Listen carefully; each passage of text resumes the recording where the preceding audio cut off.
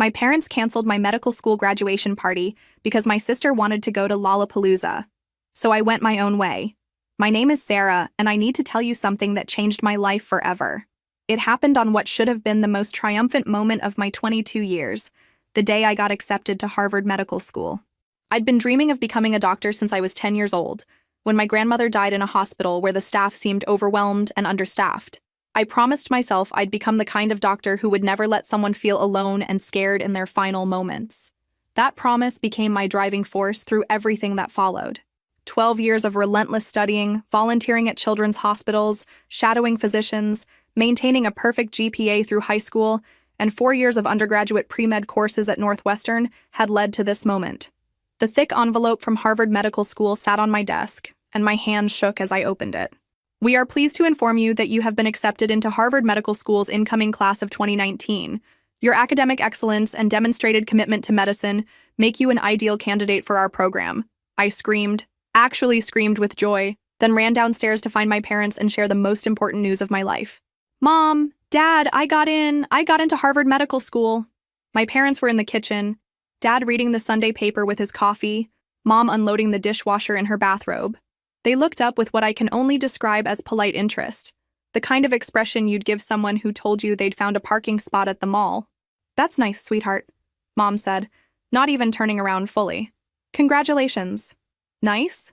I stared at her, clutching the acceptance letter. Mom, this is Harvard Medical School. Do you understand what this means? I'm going to be a doctor. I could specialize in pediatric surgery, maybe save children's lives. Dad folded his newspaper with deliberate precision and gave me a brief nod. We're proud of you. You always were the ambitious one. I waited for more. A hug. Excitement. Some recognition that their daughter had just achieved something extraordinary that would change not only my life, but potentially the lives of countless patients I would treat. Instead, they seemed to be waiting for me to leave so they could return to their leisurely Sunday morning routine. The silence stretched awkwardly until my older sister Mia walked into the kitchen, stretching and yawning in her silk pajamas. It was 11:30 a.m., early for her on a weekend. What's all the noise about? She mumbled, heading straight for the coffee pot. Sarah got into medical school, Mom said, and suddenly there was more animation in her voice than she'd shown for my news. Harvard, no less. Cool, Mia said without looking up from adding sugar to her coffee. She scrolled through her phone with one hand while stirring with the other. Hey, speaking of school and stuff, I've been meaning to talk to you guys. All my friends are going to Lollapalooza this summer, and I really want to go too. And just like that, the conversation shifted entirely away from my acceptance to Harvard Medical School and toward Mia's social calendar. Lollapalooza?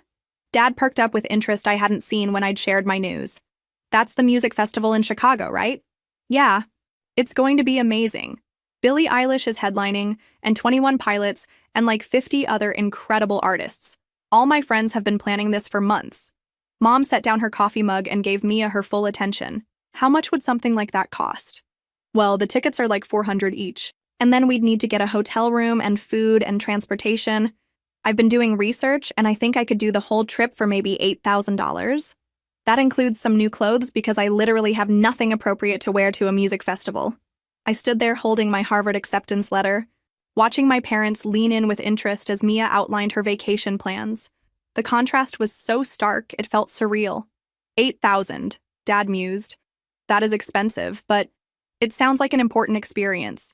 You've been having a tough time lately with everything. Exactly. Mia's face lit up. I've been so stressed about figuring out what I want to do with my life, and all my friends are moving forward with their plans, and I just feel so left behind. This could be exactly what I need to clear my head and get some perspective. I cleared my throat. Actually, speaking of plans and expenses, and I need to talk to you guys about Harvard costs. 3 faces turned toward me with varying degrees of annoyance at the interruption. I've been researching everything I need for Harvard, I continued, trying to match their energy for Mia's festival plans. The first year alone will cost $65,000. Tuition, housing, books, living expenses, medical equipment, lab fees. I'll need about $25,000 upfront just to get started and secure housing. The mood in the kitchen shifted immediately. Dad's interested expression faded, and Mom started wiping down counters that were already clean. $25,000? Dad's voice was flat. That's a tremendous amount of money, Sarah. I know it sounds like a lot, but this is Harvard Medical School. It's an investment in my future. I'll be able to pay you back once I'm established as a physician. Doctors make excellent salaries, and I'll never forget that you made this possible for me." Mom and Dad exchanged one of their wordless looks, the kind married couples develop over decades together. I'd seen this look before, usually when I asked for things like new school clothes or money for extracurricular activities. "We'll have to think about it," Mom said, her voice carefully neutral. "Money's been tight with your father's reduced hours at the plant." "I understand completely," I said quickly, not wanting to seem pushy or ungrateful. "I don't need it all at once. Maybe you could help with the housing deposit now. That's the most urgent part. And then we could work out monthly payments for living expenses." I'm also applying for additional scholarships and looking into work-study programs. "We said we'll think about it." Dad's voice carried a note of finality that I recognized. It meant the conversation was over, whether I was satisfied with the outcome or not. Mia, who had been scrolling through her phone during this exchange, looked up with excitement. "Oh my God, you guys, look at this! Taylor posted photos from last year's Lollapalooza, and it looks absolutely incredible. Look at these outfits." She shoved her phone toward our parents, who immediately crowded around to look at the pictures. For the next 20 minutes, they discussed music festival fashion, which artists Mia was most excited to see, and whether she should get a hotel room or try to stay with friends. I eventually excused myself and went to my room, still holding my Harvard acceptance letter. Over the next week, I threw myself into researching every possible way to fund my medical school education. I applied for additional scholarships, looked into private student loans, and calculated exactly how many hours I'd need to work at my part-time job at the local clinic to save the money myself. The math was daunting. Even working full-time over the summer, I could maybe save $4,000 or $5,000. The remaining $20,000 would have to come from loans with interest rates that would leave me drowning in debt for decades. Meanwhile, Mia's Lollapalooza plans dominated every family conversation. She researched hotels, created Pinterest boards of festival outfits, and made detailed schedules of which artists she wanted to see on which stages. My parents were completely invested in her planning process, offering suggestions and showing genuine excitement for her upcoming adventure. "You know what?" Mom said during dinner one evening. "We should make this a real celebration for Mia. Maybe get her some new festival clothes, a good camera to document everything, maybe even upgrade her hotel situation." "That's such a sweet idea," Mia gushed. "I've been looking at this amazing boutique hotel that's walking distance from Grant Park. It's more expensive than the hostels, but it would make the whole experience so much more comfortable." I pushed food around my plate, listening to them plan what was essentially a luxury vacation for my sister, while my own future hung in limbo. That Friday evening, a week and a half after my acceptance letter had arrived, my parents called me into the living room. They sat together on the couch, wearing the serious expressions that usually preceded discussions about grades or household rules. "Sarah, we've been talking about your Harvard situation," Dad began, his tone formal and uncomfortable. My heart started racing. This was it. They'd figured out the finances, maybe talked to the bank about a loan, or decided to dip into their savings account. They were going to help me pursue my dreams. "We've given it a lot of thought, and we've decided we can't afford to help you with medical school right now," Mom continued, delivering the words like she was ripping off a bandage. $25,000 is just too much for us to manage with everything else going on." I felt like someone had punched me in the stomach. The room seemed to tilt, and I had to grip the arm of my chair to steady myself. "But this is my future," I managed to say. "This is everything I've worked for my entire life." "We know, and we're genuinely sorry," Dad said, though his voice lacked any real emotion. "But maybe you could defer for a year? Take a gap year? Work full-time? Save up some money? Harvard will still be there next year." "Dad, medical school doesn't work like that. If I defer my acceptance, there's no guarantee they'll hold my spot for next year's class. The admissions process is incredibly competitive. Thousands of qualified applicants get rejected every year. This might be my only chance."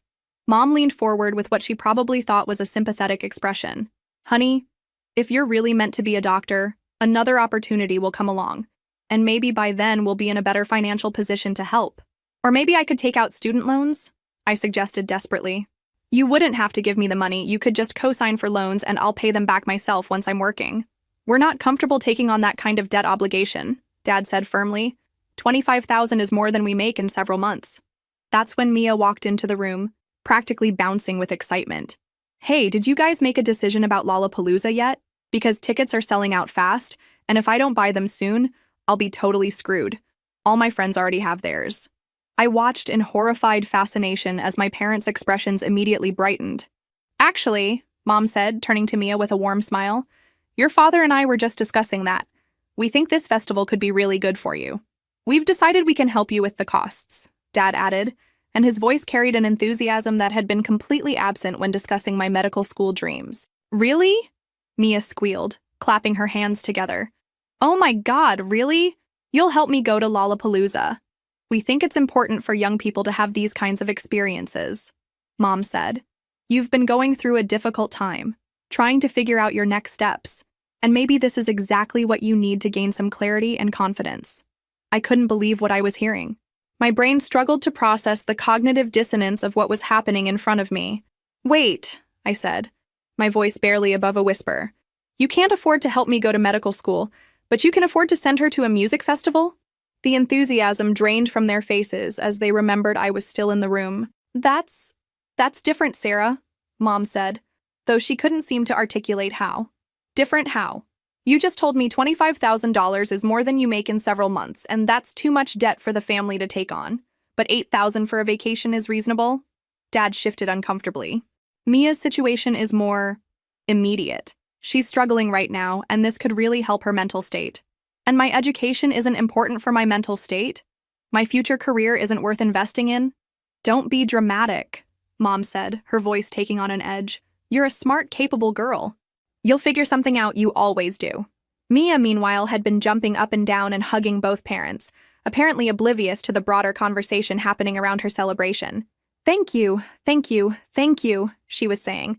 This is going to be the best summer ever. I can't wait to tell everyone. How? I asked, still trying to understand the logic. How will I figure it out?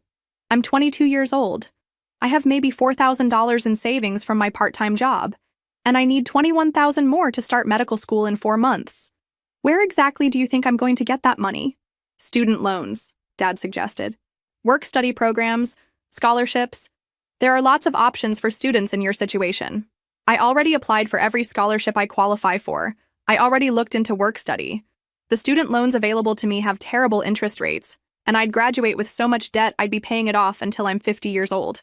Well, maybe that's just the reality of medical school, Mom said. Most doctors have student loan debt. It's part of the profession. I stared at her. So your solution is for me to go into crushing debt because you'd rather spend money on Mia's vacation than invest in my education? We're not spending money on Mia's vacation, Dad corrected. We're supporting our daughter through a difficult transition period in her life. And what about my transition period? I'm starting medical school. I'm beginning the journey to become a doctor, to save lives, to make a meaningful contribution to society. Doesn't that deserve support too? The room fell silent except for Mia, who was still on her phone, probably already posting about Lollapalooza on social media. You don't understand, Sarah, Mom finally said. Mia needs this more than you need our help with school. You're strong and independent. You'll find a way because that's who you are. But Mia needs our support right now. I felt something break inside me.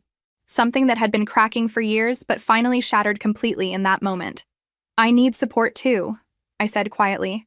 I've always needed support. But because I didn't scream and cry and make demands the way Mia does, you assumed I didn't need anything from you. That's not true, Dad protested. But his voice lacked conviction. It is true. When I made honor roll every semester, you said, that's nice, and went back to whatever you were doing. When Mia passed a single class, you took her out to dinner to celebrate. When I won the science fair, you couldn't make it to the award ceremony because you were helping Mia with some crisis. When I got perfect SAT scores, you mentioned it once and then forgot about it. I stood up, suddenly feeling exhausted. I'm going to become a doctor, I said with more confidence than I felt, with or without your help. But I want you to remember this conversation. I want you to remember that when your daughter achieved something extraordinary, something that would change her life and potentially save other people's lives, you chose to invest in a music festival instead. Mia finally looked up from her phone. Why are you being so dramatic? It's just school. There will be other opportunities. I looked at my sister. Really looked at her. She was 22 years old, living at home, working part-time at a retail job when she felt like it, spending her days shopping and hanging out with friends. She had never shown interest in any particular career, never pursued any meaningful goals, never demonstrated any real ambition beyond her next social event.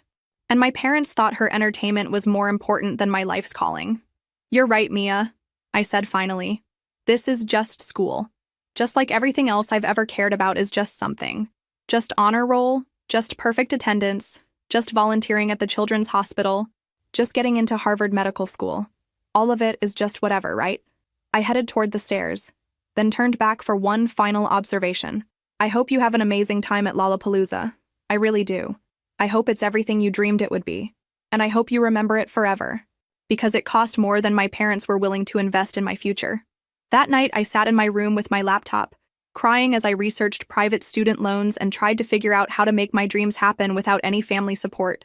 The interest rates were crushing, and even with the best-case scenario, I'd graduate with over $100,000 in debt. But as I worked through the financial calculations, something else was happening. My sadness was transforming into something harder and more determined. If my parents weren't going to invest in my future, I'd find people who would. The next morning, I called my best friend Emma and told her everything that had happened. I can't believe they did that to you, she said, her voice filled with the outrage my own parents should have felt on my behalf. Sarah, you've wanted to be a doctor since we were 10 years old. Your whole life has been leading to this moment. I know. I just don't understand how they can see my dreams as optional but Mia's entertainment as essential. What are you going to do? I honestly don't know. Maybe they're right. Maybe I should defer and try to save money for a year. No. Emma's voice was fierce. Absolutely not. You're not giving up your dreams because your parents have screwed up priorities. Can you hold on? I want to talk to my parents about this. An hour later, Emma called me back. My parents want to see you, she said. Can you come over for dinner tonight? They have an idea. That evening, I sat in Emma's family's dining room, feeling nervous and embarrassed as I explained my situation to her parents. Dr. and Mrs. Peterson. Let me make sure I understand this correctly, Dr. Peterson said after I'd finished my story. You were accepted to Harvard Medical School. You need $15,000 to get started, and your parents refused to help because they'd rather spend $8,000 on your sister's vacation? I nodded, feeling my cheeks burn with shame. There's nothing shameful about this situation, Mrs. Peterson said gently, apparently reading my expression. The shame belongs entirely to your parents. We've watched you grow up, Dr. Peterson continued. We've seen your dedication, your compassion, your absolute commitment to becoming a physician. Emma has told us about your volunteer work at the Children's Hospital, your perfect grades, your maturity and drive. You're exactly the kind of person who should be a doctor. Thank you, I whispered. So here's what we propose, Mrs. Peterson said. We want to invest in your future. I looked up in surprise. We'll loan you the $25,000 you need, Dr. Peterson explained. Not as charity, but as an investment. We'll set up a formal loan agreement with reasonable interest rates. Much better than anything you'd get from a bank. You can pay us back once you're established in your career. I started crying. I can't ask you to do that. You're not asking, Mrs. Peterson smiled. We're offering. We believe in you, and we want to be part of helping you achieve something extraordinary. But why? Why would you invest in me when my own parents won't? Dr. Peterson and his wife exchanged a look. Because we recognize potential when we see it, he said.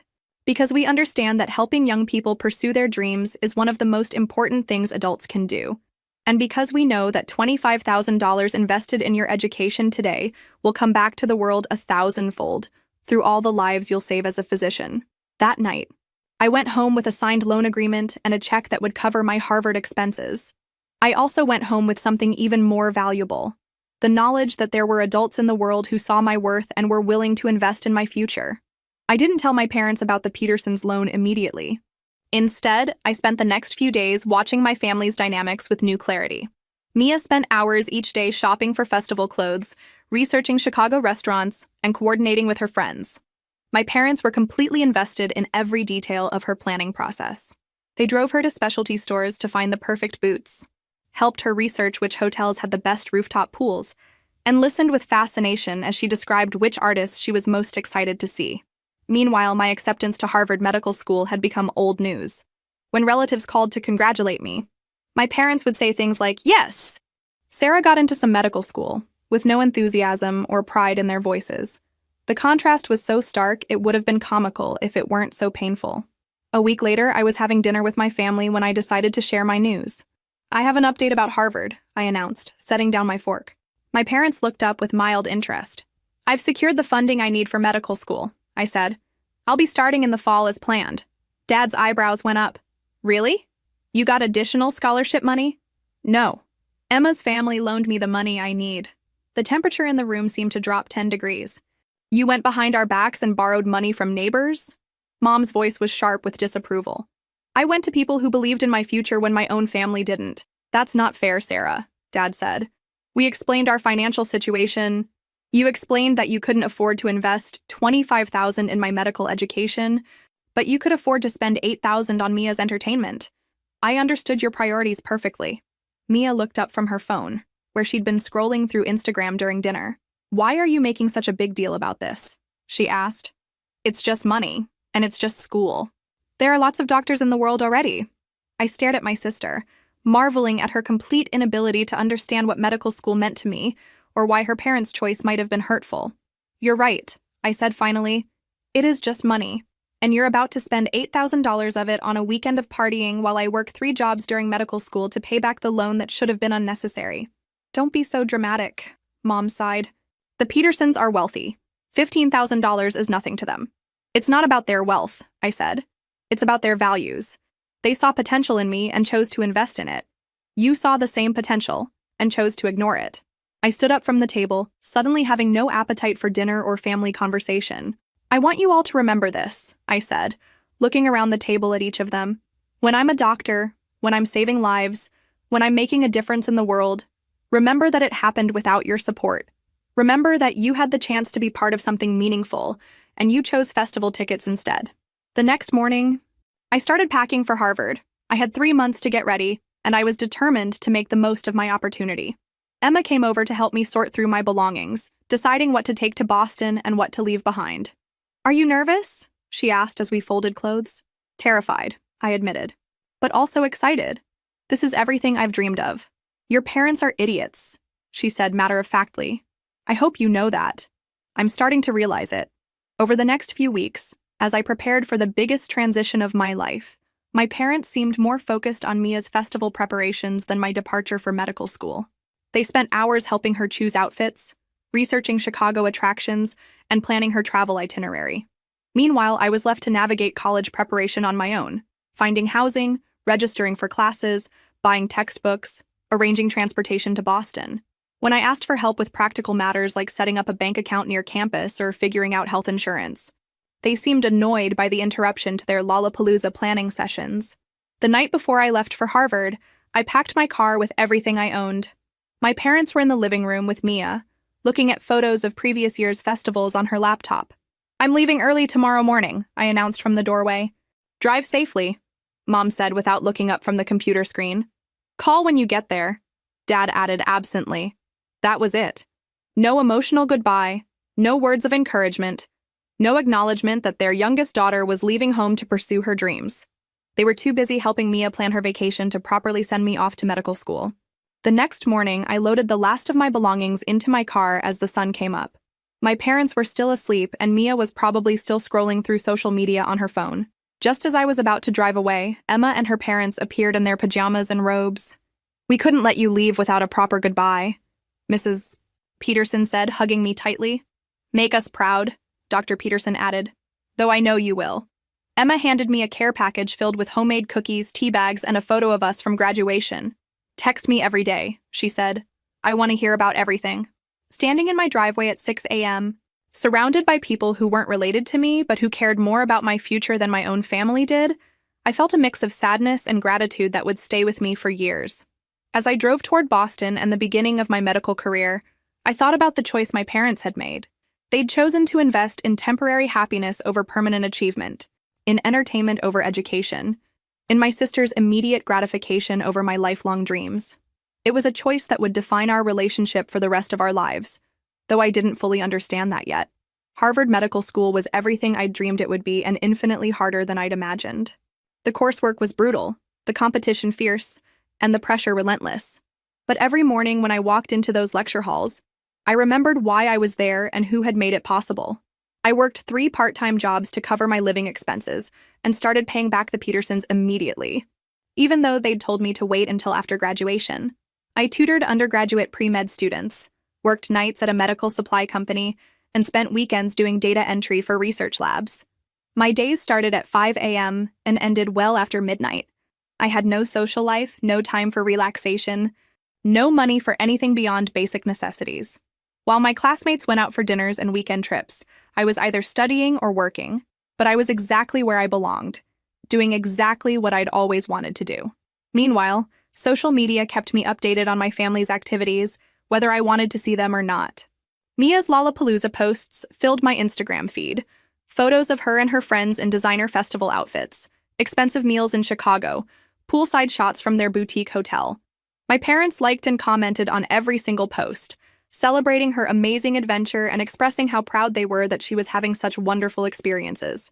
I don't think they ever liked or commented on any of the study abroad posts Emma shared, or the photos of me in my medical school scrubs during clinical rotations, or the pictures from my volunteer work at Boston Children's Hospital. Actually, I'm not sure they even followed my social media accounts. By the end of my first year, I'd made the dean's list and been accepted into a competitive research program. When I called home to share the news, the conversation lasted less than 5 minutes. "That's great, honey," Mom said. "How are your grades?" "I just told you, I made the dean's list. That means I'm in the top 10% of my class." "Oh, that's nice.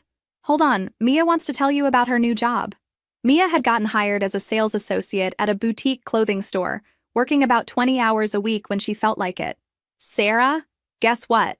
I got that job at Bella's boutique. I get to work with clothes all day, and I get a discount on everything. It's like the perfect job for me." My parents were more excited about Mia's part-time retail position than they'd been about my acceptance into one of the world's most prestigious medical schools. After that phone call, I started calling home less frequently. By the middle of my second year, our communication had dwindled to brief conversations every few weeks. And even those felt forced and artificial.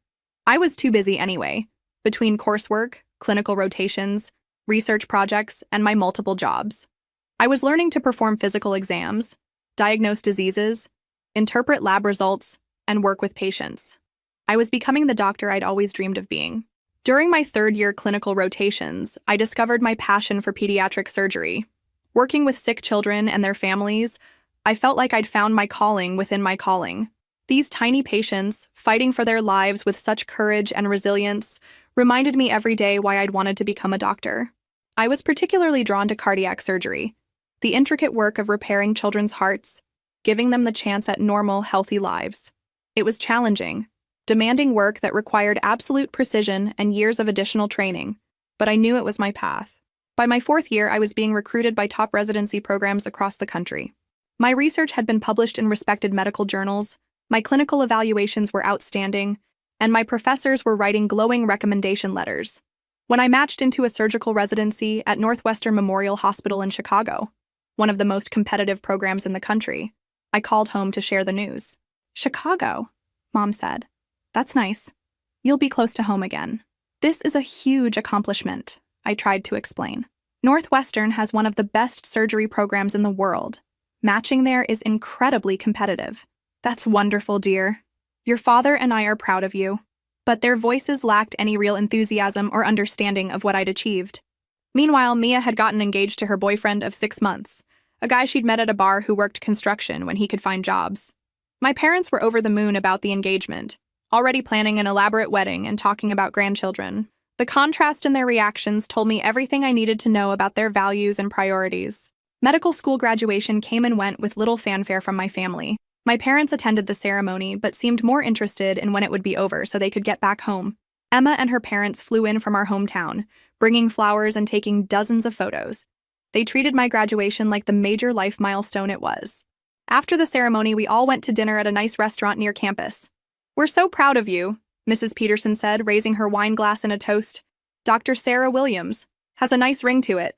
My parents smiled politely but didn't seem to fully grasp what I'd accomplished or what lay ahead. "So what's next?" Dad asked. "More school?" "Residency," I explained. 5 years of surgical training in Chicago, then potentially a fellowship in pediatric cardiac surgery. "More training?" Mom sighed. "When do you actually start working as a real doctor?" I tried not to let their lack of understanding hurt me, but it did. They saw my medical career as an endless series of educational hoops to jump through rather than the systematic progression toward expertise that would allow me to save lives. Surgical residency was the most demanding experience of my life. I worked 80 to 100 hours per week, taking call every third or fourth night, learning to operate under extreme pressure while chronically sleep-deprived. But I loved it. Every procedure I assisted with, every surgery I performed under supervision, every patient whose life I helped save, it all reinforced my sense of purpose and belonging. By my second year of residency, I was already being noticed by the attendings for my skill and dedication. My hands were steady, my judgment sound, my bedside manner compassionate but professional. "You have real talent for this," Dr. Rodriguez, the chief of cardiac surgery, told me after I'd assisted on a particularly complex procedure. "Have you thought about specializing in pediatric cardiac surgery?" "It's all I think about," I admitted. "Good. I think you'd be exceptional at it." During my residency, I lost touch with my family almost entirely.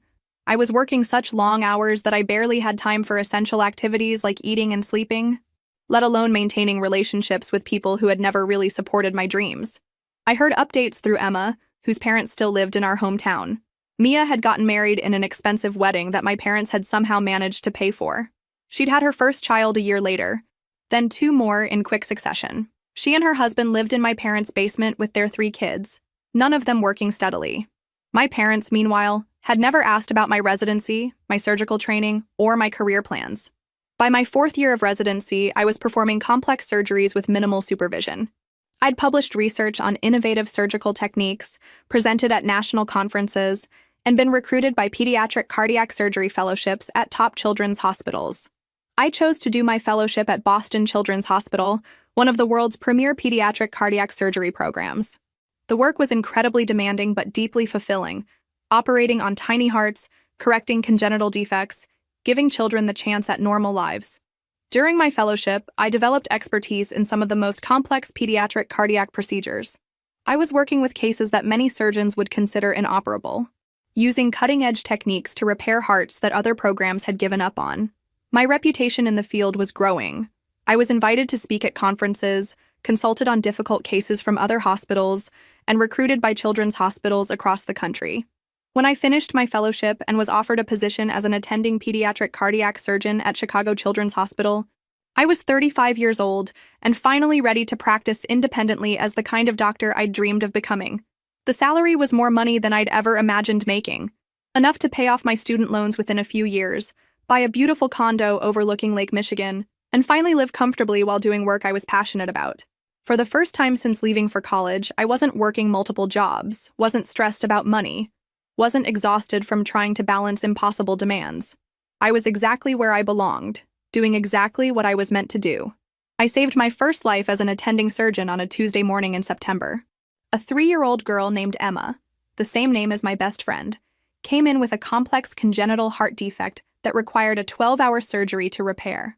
When I finally emerged from the operating room and told her parents that their daughter would live a normal, healthy life, they broke down crying with relief and gratitude. Standing in that hospital hallway, still in my surgical scrubs, watching these parents hold each other and thank me for saving their child's life, I thought about the journey that had brought me to this moment.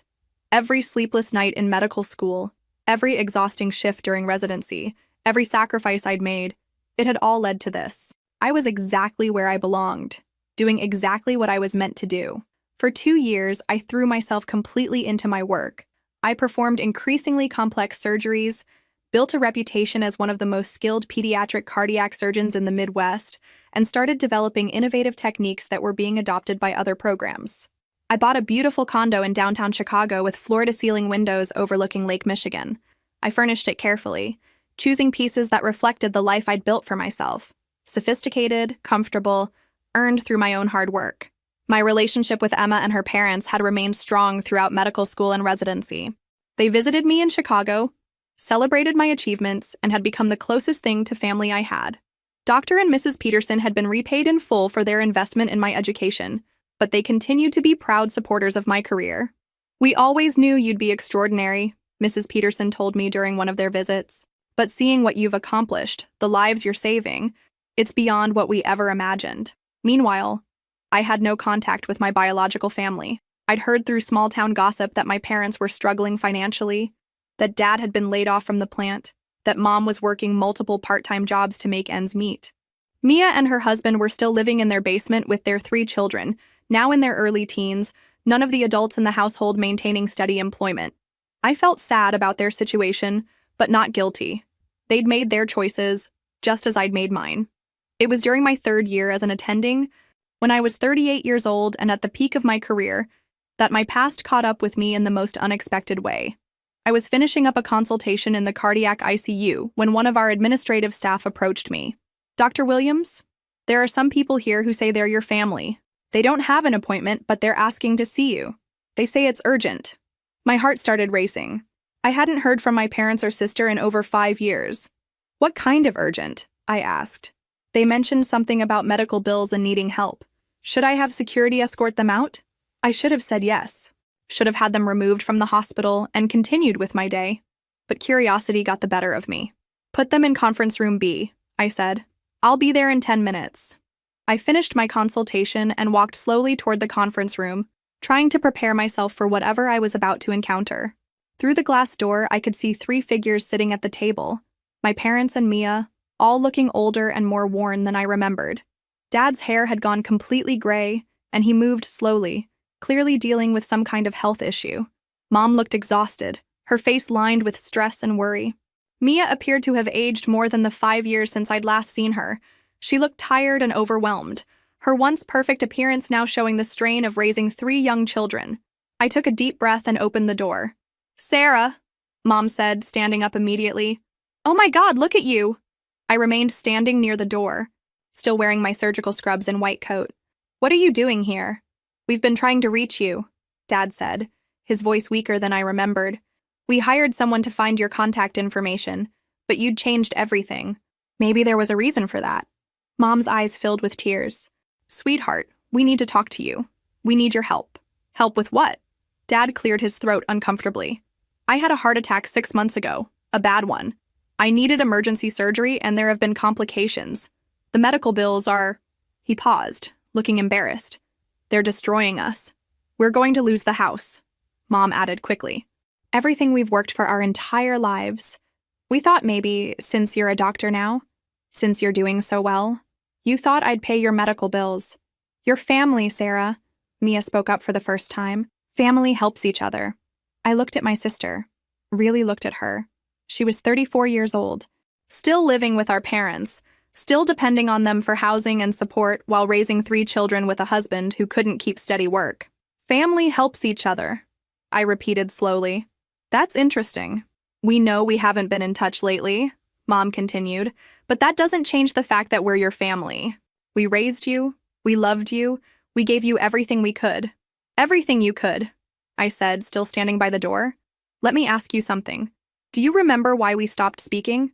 They exchanged glances, the same wordless communication I remembered from my childhood.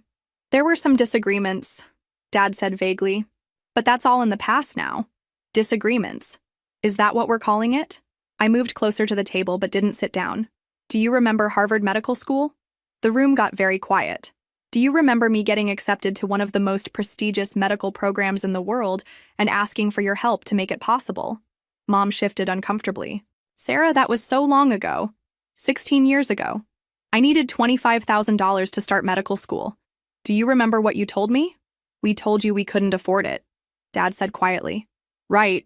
You couldn't afford $25,000 for my medical education. But do you remember what you could afford?" Silence. "Mia's trip to Lollapalooza, $8,000 for a music festival." Mia looked confused. "What does that have to do with anything? That was totally different." "Different how?"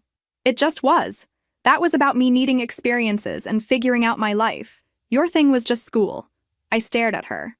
Even now, 16 years later, she still didn't understand. "My thing was just school," I repeated. "Medical school at Harvard. Just school." I walked over to the window, looking out at the Chicago skyline. "Let me tell you what happened after you chose to invest in Mia's entertainment instead of my education." I turned back to face them. "I had to borrow that $25,000 from Emma's family, people who weren't related to me but believed in my potential more than you did." "We always believed in you," Mom protested. "No, you didn't. If you'd believed in me, you would have found a way to help me. Instead, you told me I'd figure it out. Because I always did." I sat down across from them, finally ready to have this conversation. "So, I figured it out. I worked 3 jobs during medical school while carrying a full course load. I lived on ramen noodles and slept 4 hours a night for 4 years. I studied until my eyes burned while Mia posted photos of her adventures on social media. Adventures you funded. Dad looked ashamed. We didn't realize. You didn't want to realize. It was easier to assume I was fine than to acknowledge that your favoritism was hurting me. I leaned back in my chair. I graduated summa cum laude from Harvard Medical School. I completed one of the most competitive surgical residencies in the country. I did a fellowship in pediatric cardiac surgery at Boston Children's Hospital. I'm now one of the leading pediatric cardiac surgeons in the Midwest. Their eyes widened as I listed my achievements. I save children's lives for a living. Last week, I performed surgery on a 2-year-old with hypoplastic left heart syndrome, a condition that's fatal without intervention. That little girl is going home to her family because of skills I developed through the education you refused to support. We're so proud of you, Mom whispered. Are you? Because you've never once asked about my career. You've never celebrated my achievements. You've never shown any interest in the work I do. I stood up and walked to a cabinet in the corner of the room, pulling out a medical journal. This is the Journal of Pediatric Cardiac Surgery. See this article? I pointed to a paper with my name as lead author. I developed a new technique for repairing certain congenital heart defects. It's being used in children's hospitals around the world now, saving lives and improving outcomes for kids who might not have had a chance otherwise. I set the journal on the table in front of them. This is what your $15,000 could have contributed to. Instead, you chose a music festival. The room was silent except for the sound of Mom crying softly. Sarah, Dad said finally, we know we made mistakes. We know we should have supported you better. But we're family. Doesn't that count for something? I thought about his question seriously. You know what I learned about family during medical school? I learned that family isn't just about biology. It's about choice. It's about showing up. It's about investing in each other's dreams and celebrating each other's successes. I pointed toward the door. Emma's parents became my family when they chose to invest in my future. My colleagues became my family when they mentored me and supported my career. My patients' families become part of my extended family when they trust me with their children's lives. But we're your real family, Mia said desperately. No, you're not. You're the people who gave birth to me and raised me. But you were never truly my family in the ways that matter. I sat back down, looking at each of them. Do you want to know what I make as a pediatric cardiac surgeon? They nodded eagerly. My annual salary is $450,000. Last year, I made an additional $100,000 from consulting and speaking engagements. Dad's eyes lit up, the same expression I'd seen when he talked about Mia's needs over the years. The $25,000 you refused to give me? I now make that much in 3 weeks. I let that sink in. The $8,000 you spent on Lollapalooza? That's what I spend on a weekend vacation. I leaned forward. Every month, I put away more money in savings than you make in a year. I own a condo worth $800,000. I drive a car that costs more than most people's houses. I have investments, retirement accounts, and enough money to live comfortably for the rest of my life. That's wonderful, Mom said hopefully. You've done so well for yourself. I have. And I did it entirely without your support. In fact, I did it despite your lack of support. I stood up again. Now you want my help with Dad's medical bills. You want me to use the money I earned through the career you refuse to invest in to solve problems you can't handle yourselves. We're desperate, Sarah, Mom pleaded. We'll lose everything. And I'm supposed to care about that because we're your parents, Dad said, his voice rising. Because we raised you and loved you. Did you love me? Or did you love the idea of having a daughter who didn't cause problems, who got good grades, who made you look good without requiring any real investment from you? I walked toward the door.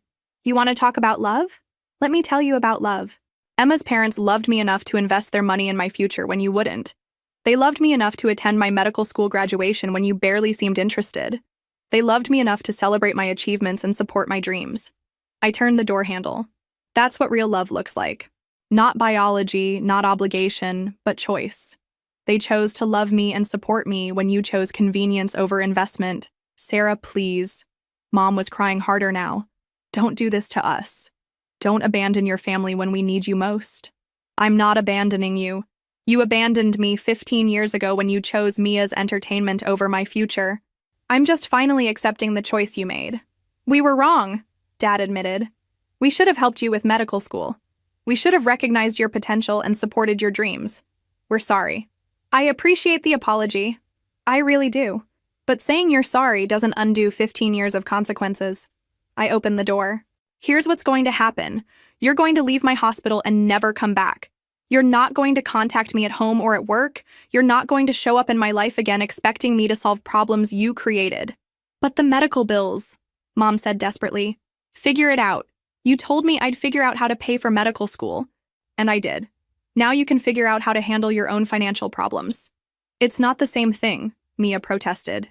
You're right, it's not the same thing. When I needed help, I was 18 years old, asking for support to pursue my life's calling and contribute something meaningful to the world. You're adults asking for money to fix problems caused by your own poor life choices. I stepped into the hallway.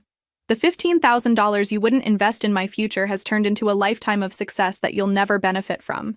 The $8,000 you spent on a music festival bought you a weekend of fun and 15 years of regret. I started to walk away, then turned back one final time. I want you to remember this moment.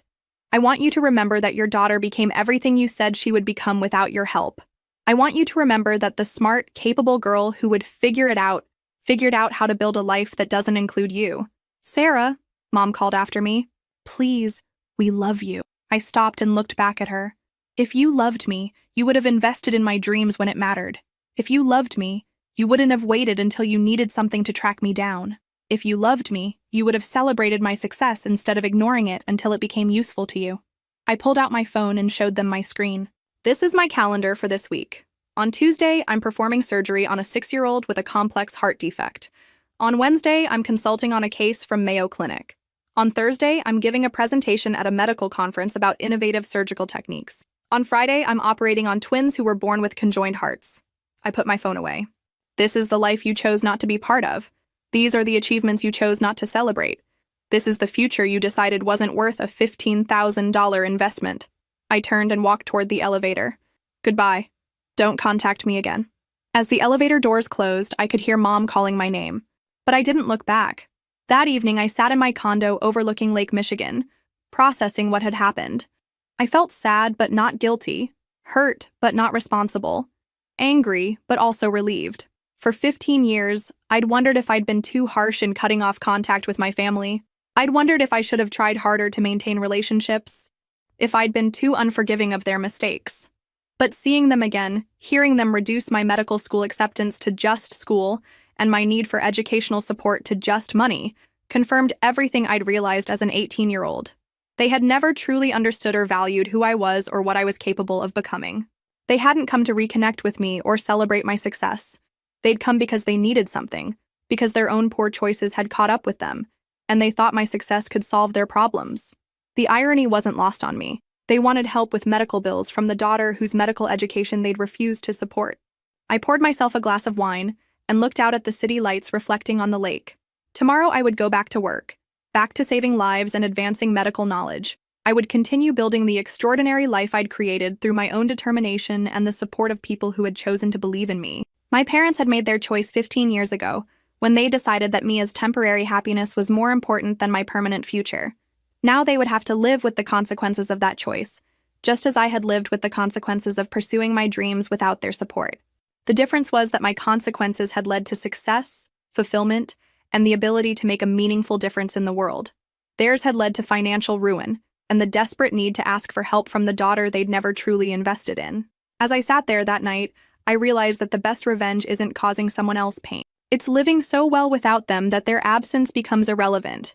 It's becoming everything they said you could become, achieving everything they wouldn't help you reach, and finding happiness and success in places they never thought to look. I am Dr. Sarah Williams, one of the leading pediatric cardiac surgeons in the country. I save children's lives, advance medical knowledge, and make a difference in the world every single day. And I did it all without them. 3 months later, I received a letter in the mail, not at the hospital, but at my home address, which meant they'd hired another investigator to find me. I almost threw it away without reading it, but curiosity got the better of me. It was from Mom, written in her familiar handwriting on drugstore stationery. Dear Sarah, I know you don't want to hear from us, but I had to try one more time. Your father died last Tuesday from complications related to his heart condition. We couldn't afford the follow-up care he needed, and his condition deteriorated rapidly. I'm not writing to make you feel guilty. I'm writing because I finally understand what we did to you all those years ago, and I needed you to know that. Going through your father's things, I found a newspaper clipping from when you graduated medical school. He'd kept it all these years, even though we never talked about your achievements. I also found the acceptance letter from Harvard that you showed us when you were 18. He'd kept that too. I think he was proud of you but didn't know how to show it. I think we were both so focused on Mia's immediate needs that we lost sight of your long-term potential. We thought you were so capable that you didn't need our help, not realizing that everyone needs support and encouragement, even the strongest people. I understand now that asking for your help with medical bills was wrong, not just because you said no, but because we only reached out when we needed something. We should have been part of your journey all along. We should have celebrated your successes and supported your dreams. You were right to cut us off. You were right to build a life without us. You deserved better parents than we were. I hope you're happy. I hope you know how proud we should have been of everything you've accomplished. And I hope someday you can forgive us. Not for our sake, but for yours. With love and regret, Mom. I read the letter twice, then set it on my kitchen counter and stared out at the lake. I felt sad about Dad's death. Sad for the relationship we'd never had. Sad for the conversations we'd never have. Sad for the wasted years and missed opportunities. But I didn't feel guilty. I'd offered them the chance to be part of my journey, and they'd chosen differently. The consequences of that choice were theirs to bear, not mine to fix. That weekend, I drove to Emma's parents' house, the people who had become my real family through choice rather than biology. "I'm sorry about your father," Mrs. Peterson said, hugging me tightly. "How are you doing?" "I'm okay, sad but okay. Do you want to talk about it?" We sat in their kitchen, the same kitchen where they'd offered to loan me money for medical school 15 years earlier. And I told them about my parents' visit to the hospital, about the letter, about Dad's death. "Do you have any regrets?" Dr. Peterson asked gently. I thought about his question seriously. I regret that they never knew who I really was. I regret that they never got to see the doctor I became, never got to understand the lives I save, never got to be proud of something truly meaningful. But do you regret cutting them off? No. I needed to protect myself and my future. I needed to build a life with people who valued me for who I was, not who they thought I should be. Mrs. Peterson squeezed my hand. "You made the right choice.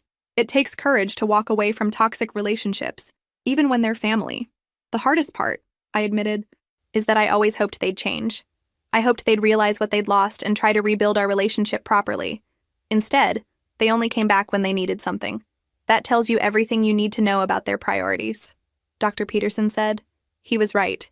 Even facing financial ruin, even losing Dad to a medical condition that might have been treatable with better care, they'd approached me as a solution to their problems rather than as a daughter they'd wronged and wanted to reconnect with.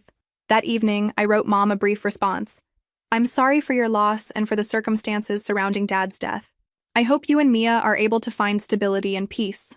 I appreciate your letter and your acknowledgement of what happened between us. It means something to me that you finally understand why I made the choices I did.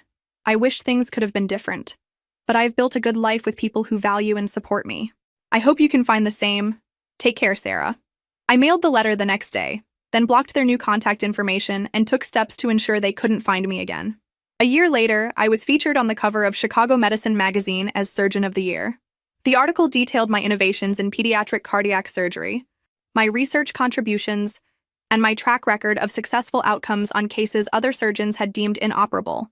Emma's parents framed the magazine cover and hung it in their living room, next to my medical school diploma and photos from my various achievements over the years. "This is our wall of Sarah," Mrs. Peterson told visitors with obvious pride. "Our daughter who saves lives." Looking at that wall, I realized something important.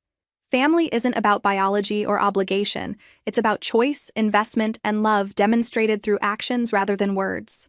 My biological parents had given me life, but Emma's parents had given me the tools to build a meaningful one. My colleagues had given me mentorship and opportunity. My patients' families had given me purpose and gratitude. These were my real family, the people who had chosen to be part of my journey, who had invested in my success, who had celebrated my achievements and supported me through challenges. The people who had seen my potential and believed in it, even when I was just an 18-year-old girl with big dreams and limited resources. I am Dr. Sarah Williams, and I save lives every day. But more than that, I am living proof that you can overcome any obstacle, achieve any dream, and build any life you envision for yourself, with or without the support of the people who are supposed to love you most. Sometimes the greatest gift your family can give you is teaching you that you don't need them to become everything you're meant to be. And sometimes the greatest revenge is simply living well without them, knowing that the investment they refuse to make has paid dividends they'll never see, created value they'll never benefit from, and built a legacy they'll never be part of. In the end, their choice to prioritize a music festival over my medical education didn't just cost them $15,000. It cost them a relationship with the daughter who became one of the most successful pediatric cardiac surgeons in the country. That might be the most expensive music festival ticket ever purchased. But it was their choice to buy it, and I've spent 15 years proving that it was my choice to make sure they'd never benefit from the investment they refused to make in me.